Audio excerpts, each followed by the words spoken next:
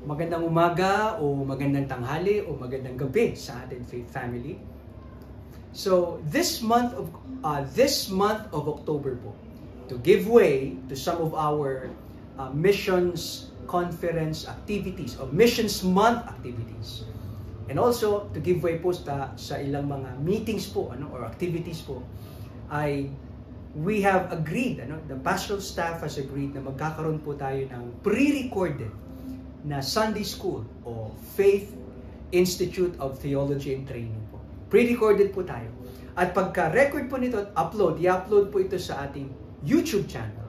And then po, yung link po doon, isi-send po sa ating mga GCs. Okay po? So, ang plan po natin ay matapos natin itong buwan ng October ang 3 lessons.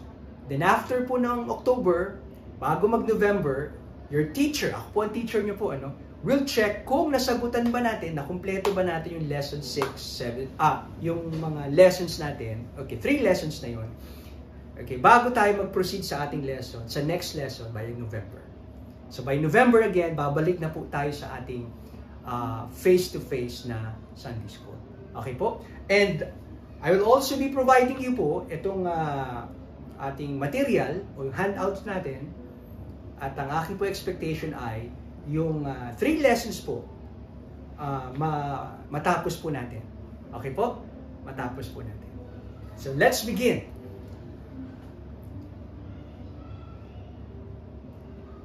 So this is for our leaders class. How to handle small groups, yung pong ating pinag-uusapan, at nasa lesson 4 na po tayo, rightly handling small group prayers. Yan, medyo umusad na po tayo. Marami-rami rin po tayo na pag-usapan. Now, balikan po natin yung quotation po na aking pong piniresent sa inyo last time. Basahin ko lang po ulit. Most Christian groups pray. Most Christian groups easily drift into prayer ruts. Ano ulit yung prayer ruts? Pag sinabi nating ruts, para siya nagiging routine, na nakakasawa, na nakakapagod.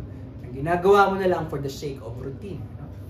Our times of prayer become hurried intercessions, a quick vote of thanks at the end of the Bible study, prayers for the sick or those who aren't with us, or general prayers for more love and peace.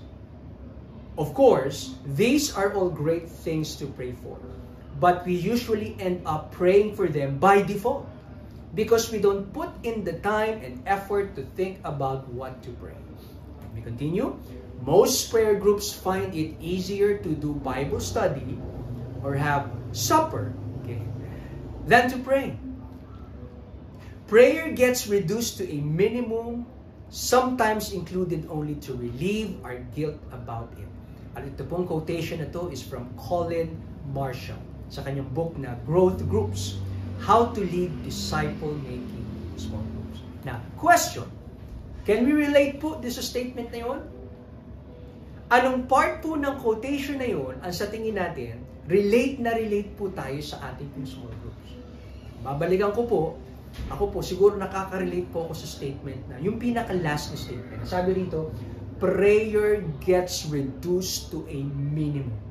Kumbaga parang, yung prayer, nagiging mabilisan na lang, nagiging mabilisan na lang sa ating small group gathering, na parang ginagawa na lang natin kasi parang nagigilty tayo pag hindi natin gawin. Okay? Pero kahit na ginagawa natin, masyado na natin minimize, saglit na time lang yung inaalat natin doon. And I think may tendency tayong gawin ito. And I think in the past, mga small group gatherings, we did have that tendency po. Kaya this is a good reminder po sa atin. Tuloy po tayo. Sabi ng Colossians chapter 4 verse 2, devote yourselves to prayer, being watchful and thankful. So hindi pala dapat yung prayer minimize natin. Okay, minamadali lang natin. Parang, sige mag-pray na tayo para matapos na. Tipong matatapos ka na lang mga ilang segundo na, ay, hindi pala tayo nakapag-pray. Pag-pray muna tayo. Hindi tayo pwedeng hindi mag-pray. Parang sinisingit na lang, Okay? Hindi pala dapat ganun. Bakit? Kasi sabi ng Colossians 4 verse 2, devote yourselves to prayer. Being watchful and thankful. Sabi sa note, as cell group leaders, our goal must be that our group would devote themselves to prayer. This means not only that they would learn how to pray, ang concern po natin hindi lang sa matuto sila paano manalangin, but they would also love praying together. Siguro magandang tanongin niya sa grupo natin. Una, yung group ba natin, marunong na ba tayo mag-pray? Do our group members know how to pray already? Yes, Pastor. Good. Pero ito yung susunod na tanong. Mas challenging ito. Sa tingin ba natin yung ating mga group, cell group members,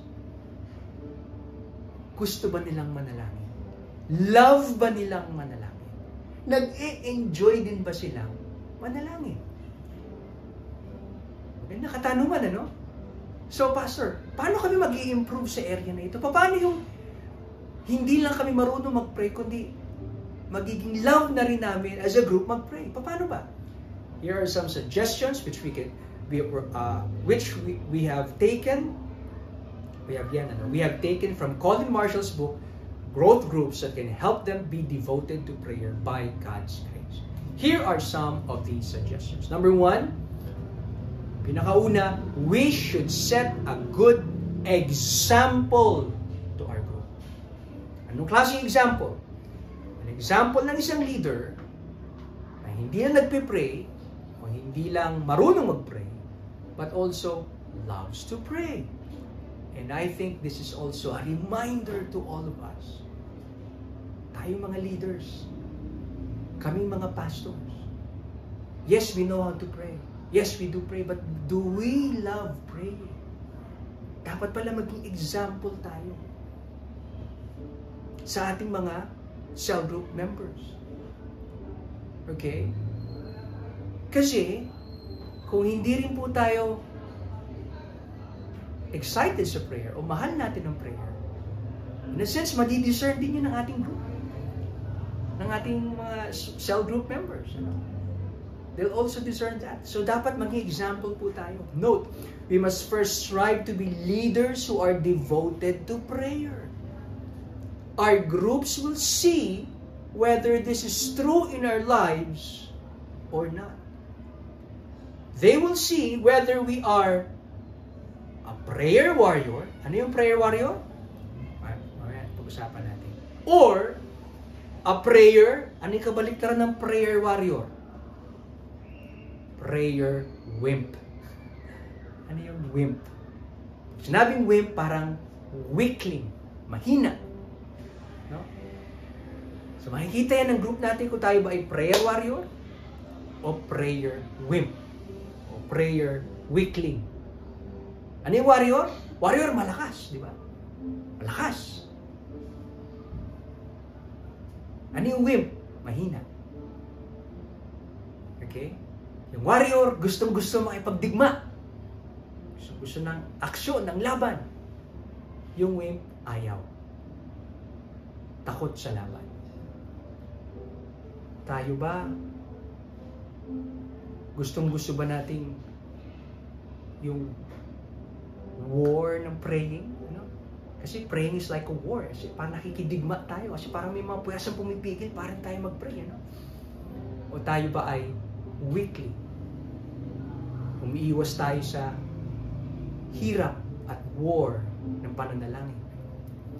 Okay, we should set a good example to our group. This is a reminder to all of us. Letter B, we should also blank prayer in our group. Hindi lang tayo maging good example sa ating group, kundi we should also prioritize prayer in our group. Hindi lang pala dapat yung word o yung accountability time ang pinaprioritize natin. Dapat din, maglaan din tayo ng isang session o meeting sa group natin na kung saan ito yung priority natin. Note, you may need to be creative in order to achieve this. Okay? Siyempre kasi, di ba, sa isang grupo dapat, sa isang group meeting, meron kayo sharing time, di ba? Meron kayong pakikinig ng word. Minsan ba, kumakanta pa kayo. Paano ba sisingit yung prayer? Pag sinabi bang, i-prioritize yung prayer. Dapat prayer na lang from start to finish. Not necessarily. O ibig sabihin ba, pag priority mo prayer, after ng word, maglaan ka ng mga 40 minutes sa prayer, pwede mong gawin yun. Pero pwede tayo maging creative. What do I mean by being creative? Sabi dyan, occasionally, devote the entire meeting to prayer. Pwedeng may isang session kayo, isang meeting, prayer lang talaga. From start to finish.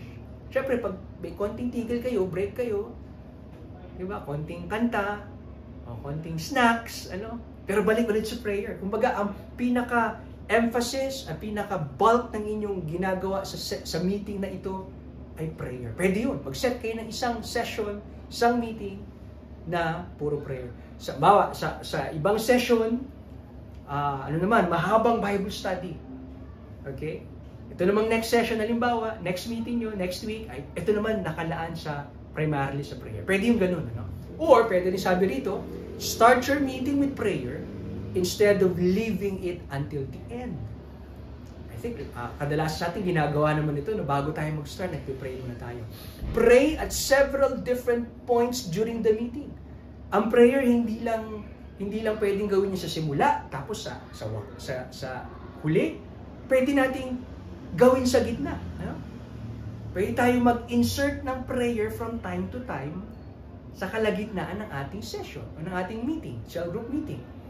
Sabi nga rito, pray spontaneously as issues arise from the discussion. Halimbawa, nagdi-discuss kayo, o kumusta, ano yung mga challenges nyo, ano yung mga bagay na nagpapabigat sa puso nyo recently, tapos biglang napag-usapan nyo yung korupsyon, sa gobyerno. Pwedeng right there and then, pag-uusap nyo ng korupsyon, sige, pause muna tayo, mga kapatid, pray muna tayo, pag-pray natin yung country natin. Di ba? Spontaneous, di ba? Hindi siya plan, pero pwede yun. Hindi yung prayer laging sa unahan lang, laging sa dulo lang. Pwedeng i-insert siya sa kalagitnaan, sa different parts ng ating cell group meeting. Okay po? Be creative. Letter C, we can keep track of the prayer concerns in our group. Keep track. I-track natin. Paano? Sabi dyan, some groups use a prayer diary. So they can look back to what they have prayed about and write down specific events, people, and occasions to pray for in the future. It is a very helpful aid to memory. So pwedeng gawin, yung teacher, meron siyang prayer diary. Yung pinaka-leader pala, meron siyang prayer diary. Sa prayer diary, yung mga prayer request ng grupo, sinusulat niya. Bakit? Kasi para next session, di ba, ang gagawin ng leader, kumusta na itong pinag-pray natin ganito? Abud, kumusta itong pinag-pray natin ganito? NJ, di ba? Mahikip track ng leader. At the same time, yung mga members, pwede rin magkaroon ng prayer diaries nila. Para hindi lang ikaw nag-keep track, sila din. Para kung may nakalimot, yung isa, ay, kumusta pala yung prayer mo, leader? Pinag-pray natin last time, leader. Kumusta naman yung pinag-pray mo, di ba? Lahat nag-keep track sa prayer request ng buong grupo. Tama? Prayer diary is one suggestion. Okay, next suggestion, we should continually teach the gospel to our group. Tayo po yan, hindi yan out group. Teach the gospel to our group. Continually. Hindi discipleship na tayo eh. Tapos na tayo sa evangelism lessons. Tapos na yung gospel sa topic natin. Hindi po. Kahit tapos na tayo, nasa discipleship material na tayo, from time to time, dapat pa rin po natin binabalikan at pinag-uusapan ang gospel. Tama? Sabi nga I think it's John Piper who said that we never, puro never, outgrow our need of the gospel. Ibig sabihin, hanggat buhay tayo, at nasa earth tayo mga mananampalataya, palagi natin kailangan marinig at mapalalahanan patungkol sa gospel. Okay? We need to be reminded, kahit yung maikli at mabilisang reminder lang, ma-remind tayo ulit at patuloy na truths ng gospel. Okay po? Ang sabi rito, ultimately, this is what drives us to pray. The gospel. It is the truth of the gospel that we are lost on our own, but we have entered into relationship with God through Christ, which will sustain us in prayer. Take note of that. Ano? We need to keep teaching the gospel. It reveals the love of the Father in His Son for His people. If we doubt that God cares for us and hears and responds to our prayers, we will never pray. We need to recall that He did not spare His own Son, but gave Him up for us all. How will He not also, along with Him, graciously give us all things? Anong point? Ano ba yung matututunan natin pag tayo ay bumalik sa gospel? Pag pinaalalahanan natin ang ating mga sarili about the gospel, anong motivation yung ibibigay nun sa atin para mag-pray po tayo? Unang-una, it reminds us of the love of God. Hindi ba? Kasi kung hindi mo ramdam nga, sabi rito, di ba? Yung pag-ibig ng Panginoon, hindi ka mag-pray. Pero kung nararamdaman mo at naiisip mo palagi yung pagmamahal ng Diyos, yung kanyang gracious love, that is a great motivation for us to pray. Papalahan din po tayo ng ano po? The power of God. If God is powerful, that in Christ He was able to save us from our sins, therefore in Christ also, through what Christ has done, kaya niya po tayong tulungan sa ating pong mga daily concerns. Kasi nga makapangyarihan ng Diyos natin, di ba? Through the gospel also, we're reminded kung ano po yung mga bagay na ginawa ni Kristo para sa atin through His finished and sufficient work on the cross. Ano po ba yung ginawa ni Kristo? Isa po sa result ng kanyang ginawa para sa atin, ano po? We can now approach the throne of grace, di ba? With confidence because of Christ. May access na tayo sa throne of grace because of Christ. At ito ay bunga ng gospel. So pag nare-remind ka ng gospel, nare-remind ka, o nga pala, because of Christ, may access na ako. Dapat di ko sayangin, dapat mag-pray ako. Gladly. Di ba? Ayun po. So dapat patuloy natin turuan at i-remind ng ating sarili about the gospel. Next, we should our prayer concerns. Ano yung yan? We should expand our prayer concerns. Sino po sa atin ang makaka-relate dito? Tuwing magtatanong kayo ng prayer request sa group, ang sagot, ano? Good health. Anong prayer request mo? Good health. Family. Strength sa work. Di ba? Hindi po masama itong mga prayer request na ito. Pero sinasabi rito sa atin, i-expand natin yung prayer request natin, prayer concerns. Hindi lang doon sa lilibot sa good health, family, strength sa work. Expand natin. Palawakin natin. Again, hindi ito masama, pero dapat hindi ito lang. Expand natin. Ano po? Read the following examples of prayer in the Bible as well. Okay? Ito po. I-pause nyo yung video.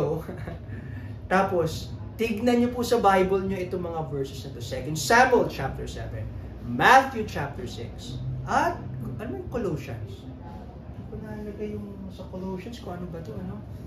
Anyway, itong Matthew 6 at 2 Samuel, tignan nyo po ano yung specific na prayer concerns ng mga writers po ng mga books na ito. Ano yung kanilang prayer concern?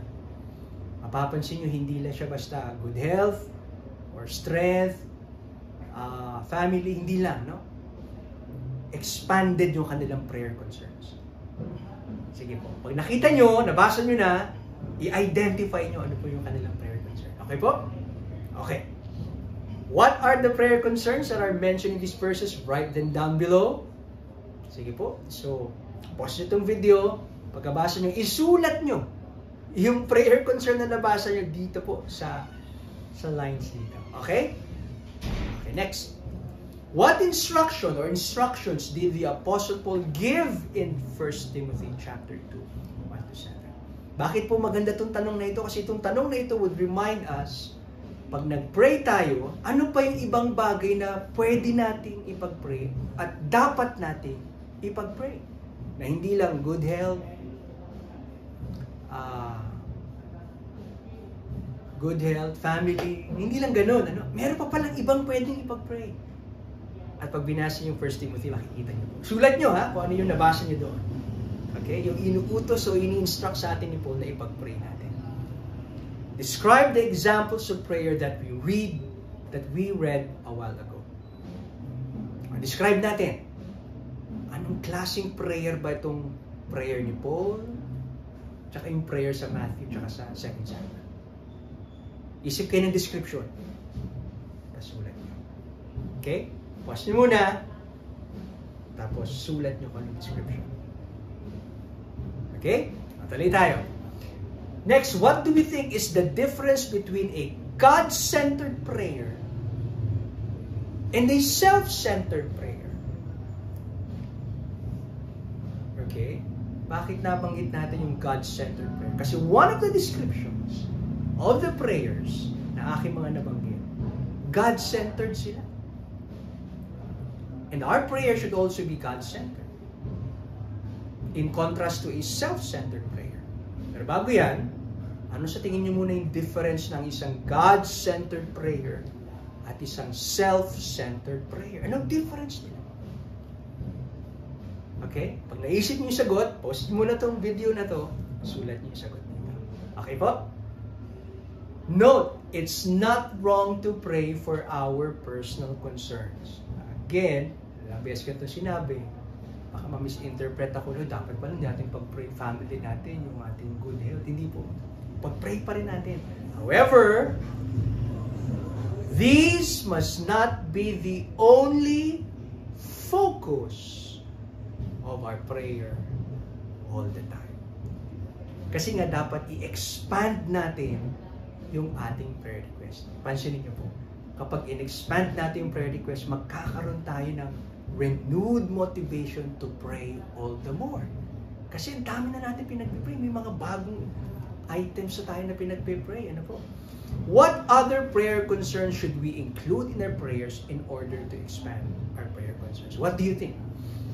Sa tingin nyo, ano pa yung ibang mga concerns na pwede nating ipag-pray na hindi kabilang dun sa usual nating ipinag-pray? Tingnan nyo po, pag pinag-isipan nyo, sabi nyo, ang dami nga pala dapat at pwede natin, pwede at dapat nating ipag-pray. Hindi lang pala itong mga usual na pinag-pray natin. Tama? And that will give the group more excitement and a deeper love for praying. Okay? So, yan lang po. Next week po, pag-uusapan natin, sagutin nyo muna po ito. Pero next week, magbibigay po ako mismo ng mga specific suggestions kung ano pa po yung ibang mga bagay na pwede at dapat natin ipag-pray. Okay po? Tuloy po tayo next week. So, again, remind ko lang po, yung ating pong material, okay, magpapaprint po ako ngayon, and then I'll make this available po this Sunday. So, gawin po natin, i-distribute po natin, have a copy, and then, kapag pinanood natin tong video na ito, sagutan po natin ito. Sagutan natin. Kasi po, bago tayo mag-start ng panibagong lesson sa October, sa November, check ko muna po kung nasagutan nyo po ba itong mga lessons na ito. Okay po? So I think ang kailangan natin tapusin ngayon ay 2 lessons. Doon sa Faith Foundation po, 3 lessons. Pero I think sa ating 2 lessons na. Okay. Pero itong lesson na ito, hahatiin natin sa 2. So may part 2 tayo ulit next week. Okay po? Part 2 ng rightly handling prayers in our cell groups. So yun lamang po. And I hope we'll continue po next week. God bless Faith Family.